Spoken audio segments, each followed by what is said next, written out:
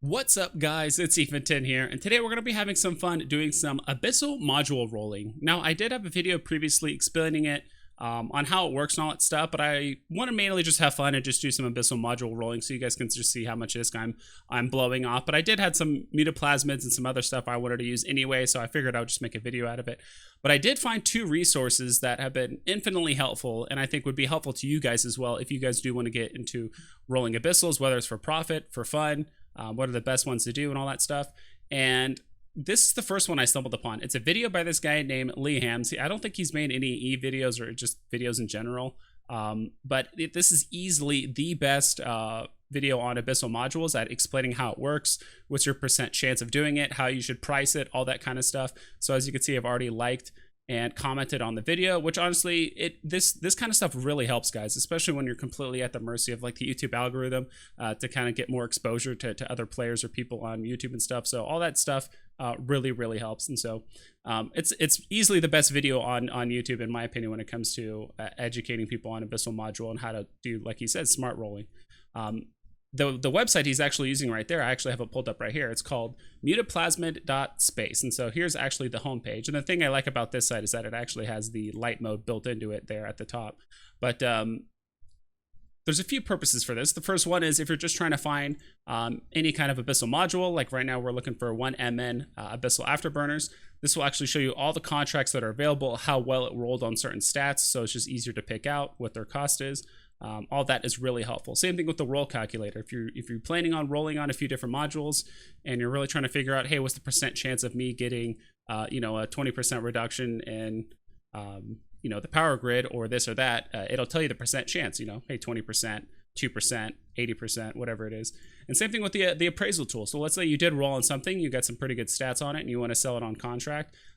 You can follow the directions here, and it'll give you a very rough idea of how much it's worth. Sometimes it's absurdly high, absurdly low, but you definitely want to try and compare it to the contracts that are on market right now to get a better idea of how much it's worth. So those two resources I think are going to be really helpful if you guys are planning on doing this stuff on your own.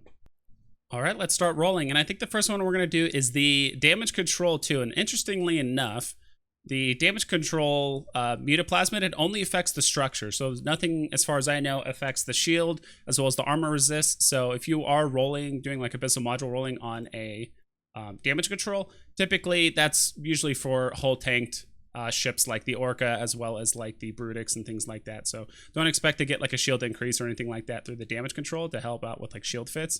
So we'll go ahead and get started on this. We'll go ahead and use Gravid damage control. We'll go ahead and drag. What? All right, there's an easier way to do this. You can actually just click in the middle and it'll actually just show up whatever you have, I believe probably in your item hanger. So that's what I'm going to do. I'm just going to click the damage control 2. We're going to click mutate. Let's hope we get some good rolls. CPU's looking good. That's looking good. That is looking terrible. That is terrible.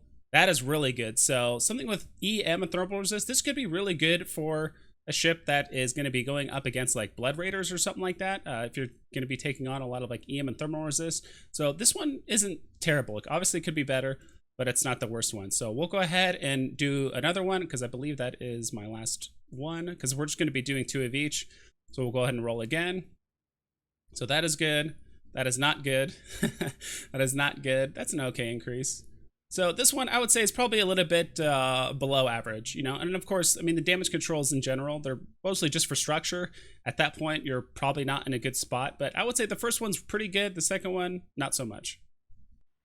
All right, for the next one, let's go ahead and try the Warp Disruptor ones. This is the ones that I wouldn't say like nervous about. Obviously these are somewhat pricey, and I would love to have these roll really well because from what I've noticed, it does seem like the PvP style things like the Webifier, the Scrambler, the Disruptor, if you can roll some really good stats, there's definitely some PvPers that are going to be more than happy to pay some top ISK in order to be able to pull that off. So let's go ahead and put in the Warp Disruptor 2. So as you can see, we can actually have a huge negative to our activation costs, which I don't think these two make that big of a difference. I think the main thing is going to be that optimal range. I mean, if you're able to start warp disrupting someone as soon as 29 kilometers, that's a pretty big deal. So we'll go ahead and mutate. Let's just hope for the best. That is okay. I'm not too worried about that. That is not good. So obviously this is kind of like a throwaway warp disruptor. It's not ideal, but I don't think it's going to be completely worthless. So let's go ahead and try it again. Really, we want that optimal range, ideally. Okay, a small increase. That's not terrible in CPU usage. I mean, the activation cost does hurt quite a bit, but it might not be that big of a deal. All right, the next one we're going to try is this Gravid Small Armor Repair. This is, I think, one I just had left over in like my Abyssal loot thing that I've had for months, and I've been meaning to just use it when I can. Sometimes I actually like using these ones because not only are there more stats to roll on, but there are some stats that can kind of salvage the fit. So even, let's say the armor repair bonus wasn't that great, like let's say you actually get like a -5 here, but if the activation time is super fast and the activation cost is super low, like you roll high on these two, it can kind of offset the fact that you're actually healing for less, right? And vice versa. So that's actually why I kind of like some of these repair ones, that there's some other stats that can actually save the bad rolls for certain sections. So let's go ahead and take a roll here. That's positive. So that's really negative. And all in all, see, and that's what I mean. This isn't, that's not ideal, but it's not completely terrible just because the activation time is pretty quick. So is the activation cost. So I don't think it's completely a lost cause, but again, I'm pretty new to all this. So I might actually throw some of these into the like appraisal tool and just see how much it's worth. Or if I just straight up lost is, because that's also a thing too. Because imagine if we put in a faction armor repair in this and a lot of these were negative, basically we just kind of just threw away ISK at that point. All right, so I actually did invest into some of the unstable Stasis Webifier Mutaplasmids because it did feel weird using faction Webifiers on a Gravid Stasis Webifier. I mean, if I'm going to roll good stats, I might as well have it on a good faction Scram, right? Or a faction Webifier. So I ended up getting these, but we will use the normal Gravid ones on the Stasis Webifier. So this is one we just need to be careful of. So we're going to use the Stasis one, the T2 on that. And so the activation cost is always going to be a negative, but hopefully it'll get offset by the huge increase in the velocity bonus as well as the optimal range. I think typically you want to have the optimal range. I mean, the sooner you can get the web onto someone, the better. So we'll go ahead and take a roll. That is fine. That is fine.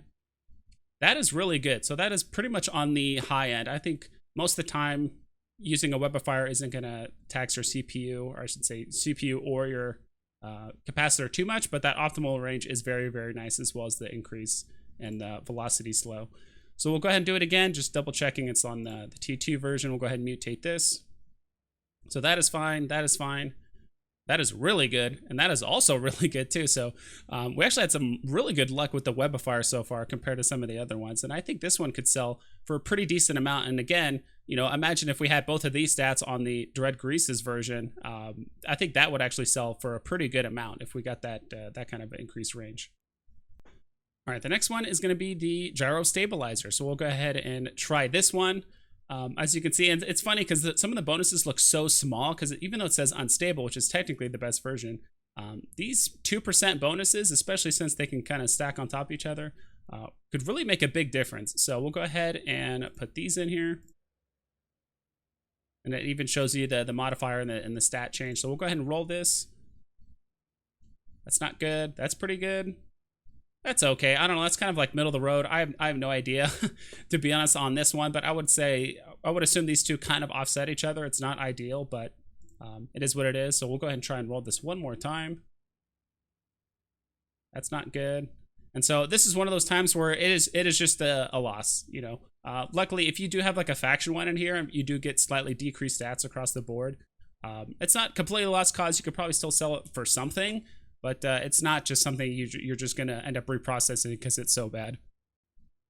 Okay, let's try the Ballistic Controls. So let's go ahead and do that. We'll go ahead and put in the Ballistic Control System. This is one I am familiar with. I love using missile ships, or ships that use rockets and missiles. I would say the rate of fire and the missile bonus are both really nice if you can kind of get those in there. Also, even the CPU usage is pretty nice too, if you can get a decrease in that.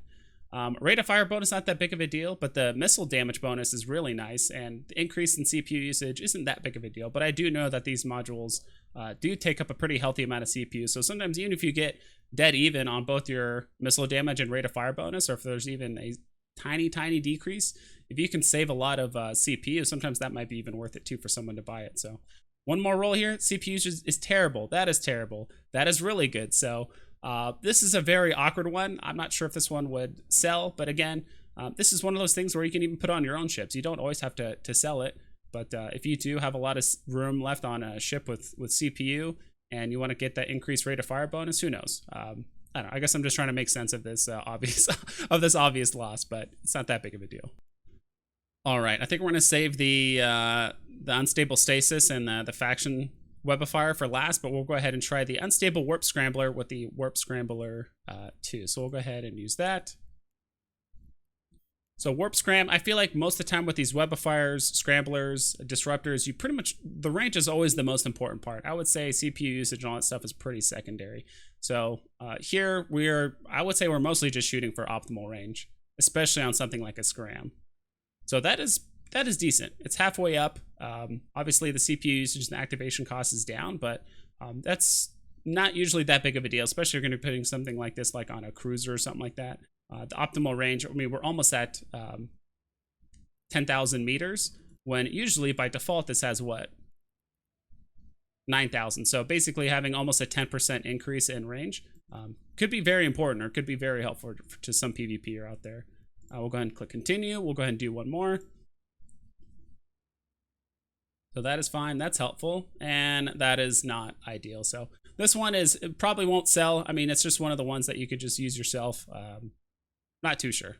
Okay, last but not least, this is the one I'm probably the most nervous about, because sometimes if you can get a really good roll on an unstable Mutaplasmid, and if you can put this on like a really good faction module, or even an officer module, I've seen some people even use officer modules, which is really, really crazy in my opinion, because it could go very bad very quickly with some of those things. So we'll go ahead and do it.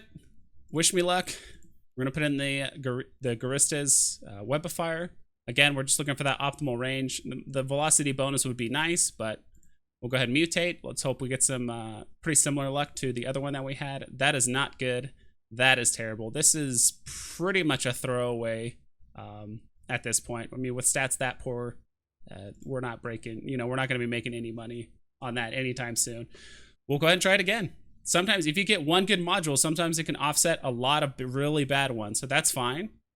That is pretty good. So I think that the 0.5% reduction in velocity bonus isn't that big of a deal, but being able to webify things at 15 kilometers is pretty good as well. So I don't think this one might not be bad. I'll have to put this in the appraisal tool and just see how much it's worth. I'll probably put in the modules that I think might be worth the most, or that I rolled the best on, and then the appraisal tool, and just see what it says. All right, and to check the price of your Abyssal modules, I've already dragged it into chat here, and what you do is right click it, you click copy, and then we'll go ahead and switch scenes over to the website, and you paste the copied text and then click submit into that taskbar. And so it's going to give you a rough estimation. So we actually end up getting a +4 to the optimal range, not super ideal. The CPU usage is really nice. It says the estimated value is 101 million ISK in the contract. And it says the confidence is very low. I'm not sure what that means. That could be, statistically the likelihood of it potentially selling on the market.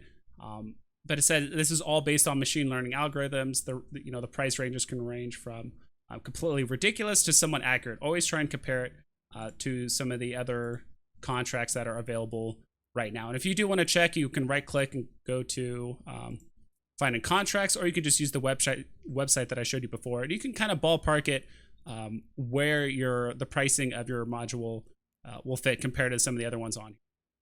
And that's pretty much it, guys. It would be awesome if you guys would like and subscribe, and I would really appreciate it down in the comments below.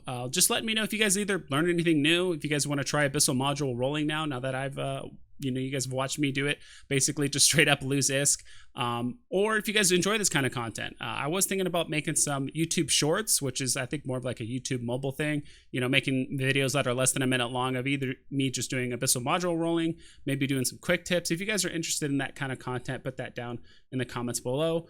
And one last thing, if you guys are new to EVE Online, or if you guys are planning on making alts or anything like that, go ahead and use my referral link down in the description below, which will give you 1 million free skill points, which will get you off to a fast start and play the way you want to play sooner rather than later. And that's pretty much it. Hope you guys take care and you fly safe.